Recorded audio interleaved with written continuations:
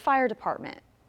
The Springfield Fire Department is here with fire safety tips. Did you know that this is the most dangerous season for fires? Take a look.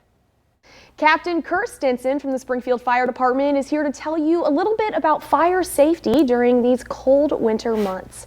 Captain, is it true that this time of year is the busiest season for you guys? Yeah, for fires especially. We get really busy when it gets colder outside, so never know what we're going to get, but we do get a lot more in the winter. Why is that? What are some of the reasonings? A lot of the reasoning, obviously, it's cold outside, so people turn their furnaces on for the first time. So I do recommend that you get those checked, but that is a big issue. Your furnace filters, space heaters is huge. People plug them into whatever they want, and they should be plugged in directly to a wall outlet. Not a extension cord. No extension cord or any electrical hub. They should be plugged directly into the wall, and they fall over, people fall asleep or forget about them. And that is a big issue also. Yeah.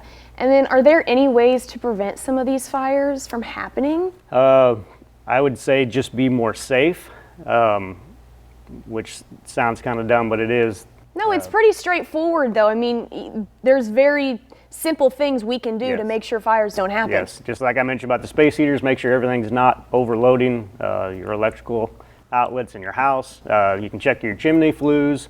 Make sure that they are clean. Make sure the flue is open. Some people forget to open their flue and they light the fire, and that makes a big mess.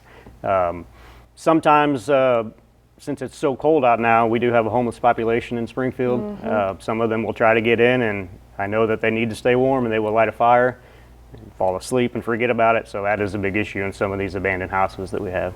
So what are some things, I know you probably didn't prepare for this question, but what are some things that maybe, landlords can do for some of these houses that are vacant to ensure that the homeless can't get in there and start these fires? They do as good as they can. A lot of the abandoned houses are boarded up, so they can't get in there, but if you're really cold and desperate, they still try to get in there.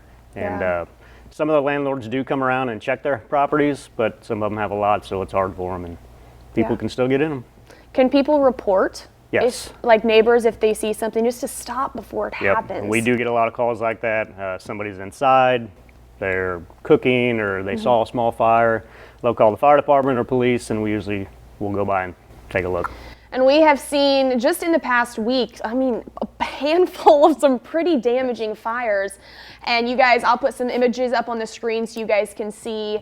But this is the last thing that any of us want. The Springfield Fire Department does not want you to be harmed if it's something that you can prevent. So visit redcross.org for some more fire safety tips for these cold months. And of course, call 911 if you need help. And maybe the best hair on the job of 2020 and all the way through, probably still best hair on the job, Captain Stinson will show up at your door. But Captain, thank you so much, and thank you for keeping our community safe. Thank you. Appreciate it.